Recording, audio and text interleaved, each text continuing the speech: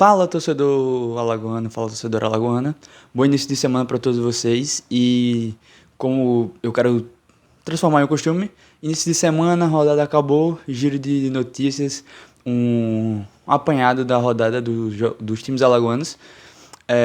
Eu vou separar em dois vídeos, porque eu quero falar especificamente do CRB, por conta de toda a situação que o CRB está passando.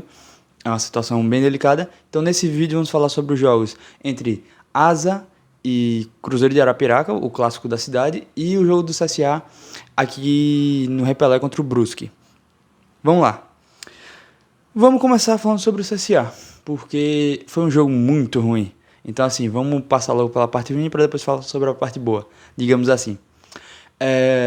CSA e Brusque. Choveu muito aqui em Maceió, mas o campo não alagou. Se chama novo de drenagem aqui do Repelé, parece que está funcionando muito bem, que não vai deixar os clubes aqui da capital na mão, mas ainda assim foi um jogo terrível, um jogo muito abaixo tecnicamente de ambas as equipes. O jogo não andou, o jogo não teve lampejos de que iria melhorar em algum momento. O jogo foi muito, muito fraco mesmo.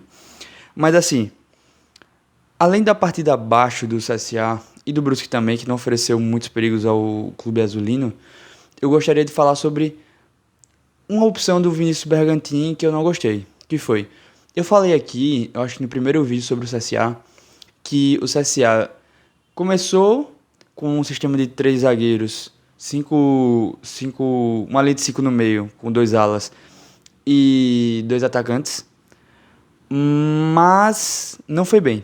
Mudou para o 4-3-3, com três homens de meio campo, dois pontas, um atacante, e o time começou a andar, começou a melhorar. Foi onde conseguiu os melhores resultados. Inclusive os últimos dois bons resultados fora de casa. Chegou uma partida em casa, CSA para se estabelecer, para ganhar 3 pontos, não importa se ia ser de 3-0, 2-0, 1-0, meio a 0. Era uma partida para se estabelecer, criar uma excelente sequência com uma vitória e um empate fora de casa, uma vitória em casa. E aí o Bergantin retorna ao esquema antigo. Eu vi algumas pessoas falando isso, falando que a justificativa do Bergantin para jogar com essa formação foi porque na Copa do Brasil o CSA ganha do Brusque com o 3-5-2. Eu não concordo, se isso passou na cabeça do Bergantin, eu acho que foi uma opção equivocada, porque tanto o Brusque como o CSA mudaram daquele tempo para cá. Você não pode achar porque você vai jogar contra a mesma instituição que vai ser o mesmo time. Vocês estão me entendendo? Você vai jogar contra o Brusque. Mas os 11 em campo, a forma que eles jogam, a maneira que eles estão sendo treinados, mudou de lá pra cá. Então assim, eu acho que se precipitou, poderia vir com uma boa sequência que vinha. E além disso, além de fazer o 3-5-2, mexeu muito no time. Botou muitos jogadores que não vinham jogando como titular. Na última partida, por exemplo, ele botou o Iago no meio, que não vinha sendo titular no meio, mas foi um cara que funcionou. Mas ele mexeu em funções parecidas.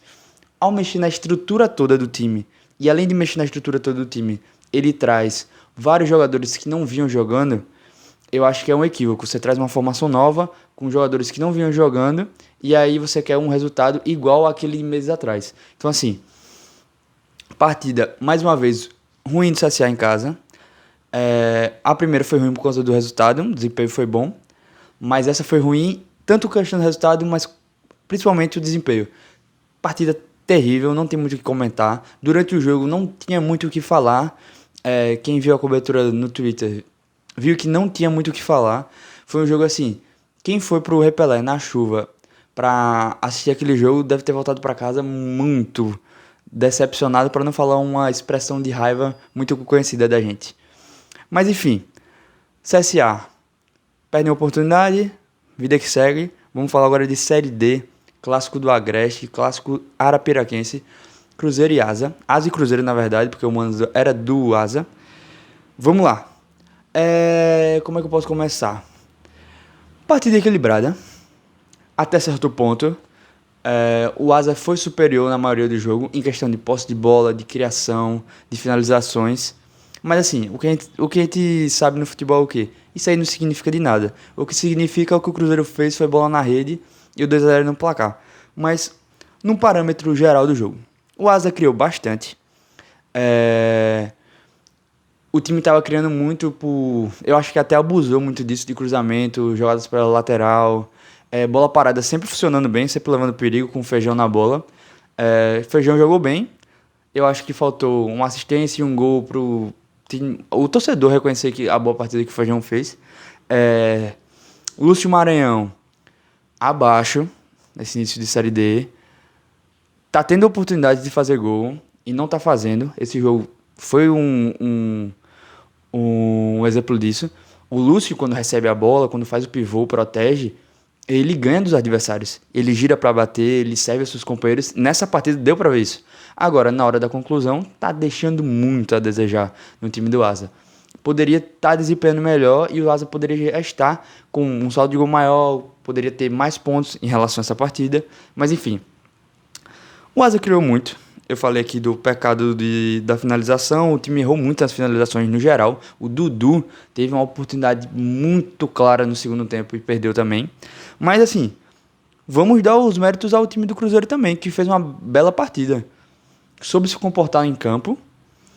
Talvez tenha assumido que não era titular. Mesmo os dois times vindo invictos na competição, o Cruzeiro tirou a invencibilidade do Asa e o Cruzeiro segue como invicto na competição. Mas assim, eu acho que entendeu que por estar jogando com o estádio contra um clássico, um time que vem bem embalado, assumiu uma posição de mais humilde, vamos deixar assim entre aspas, uma posição de que nós somos os azarões, nós que vamos ter que ficar um pouquinho mais atrás.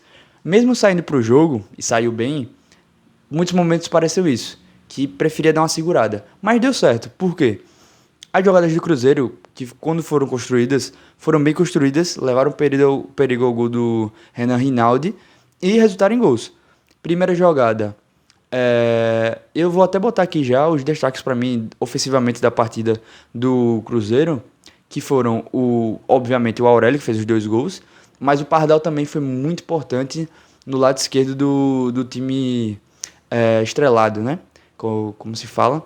Enfim, o time construiu bem as jogadas. O Aurélio, muito bem posicionado nos 2 gols. Bela chapada no primeiro gol, sem chance nenhuma para o goleiro pegar. E uma excelente cabeçada, bolão do lateral direito do Cruzeiro. Botou na cabeça do Aurélio, mas muito bem posicionado. Execução perfeita da cabeçada. Então, sem sombra de dúvidas, Aurélio, craque da partida, pode levar para casa, né? Jogou muito, muito importante. Mas além dessa boa construção ofensiva, o Vitinho, que é um cara que eu falei que seria importante durante a Série D e vinha sendo importante para o Asa nessa Série D, foi muito bem marcado, tanto pela lateral esquerda do Cruzeiro como pelo lado, no geral. O Vitinho praticamente não criou. É um cara que dá a velocidade, dá o volume, tem 1 contra 1. Quase não ganhou no 1 contra 1. Uma excelente marcação. Você mal via o Vitinho criando oportunidades ofensivas. O Cruzeiro tem que aproveitar esse bom momento. Ganhou o clássico, tem que embalar na competição. Torço muito para que os dois times subam. Eu não tenho um lado. Então, assim, Alagoas com 3 times na Série C, ou 2, se o CSA subir e os 2 Arapiarequenses subissem, é perfeito pro futebol alagoano. Só assim a gente vai evoluir, vai ter um campeonato mais competitivo, um estadual mais forte, times que vão começar a bater de frente com os times da capital. Então, assim, muito bom. O time do Cruzeiro jogou, eu acho que dentro do que o planejado, executou perfeitamente esse plano de jogo. Asa não foi mal, a gente não pode dizer que foi mal aqui o time do Asa, mas precisa botar um pouquinho o pé no chão, trazer novo repertório de jogadas pelo meio. O Marquinhos precisa encostar mais no ataque com o Feijão. O Feijão precisa jogar mais um pouquinho pelo meio. Tem uma mania muito forte de vir jogar no lado esquerdo do campo, quase como um ponto esquerdo, meia esquerda. Precisa, às vezes, entender o jogo e centralizar na posição de 10. Mas, assim, começo bom dos dois. Foi um clássico, um time acabou perdendo, mas vida que segue, são 2 times que a gente vai torcer muito na Série D para que subam. Giro de notícias da rodada foi esse, dos 3 times alagoanos. Vídeo do CRB logo mais, falando sobre toda essa situação que o CRB está vivendo. Sem sombra de dúvidas, o time alagoano em Campeonato Brasileiro que está vivendo a pior fase. Então, assim, Redes sociais aqui embaixo, me sigam em todas essas plataformas porque sempre vai ter notificação, vai ter os avisos sobre esses vídeos e o horário do vídeo do CRB vai sair através de uma dessas redes sociais, beleza? Até o próximo vídeo, te aguardo já já.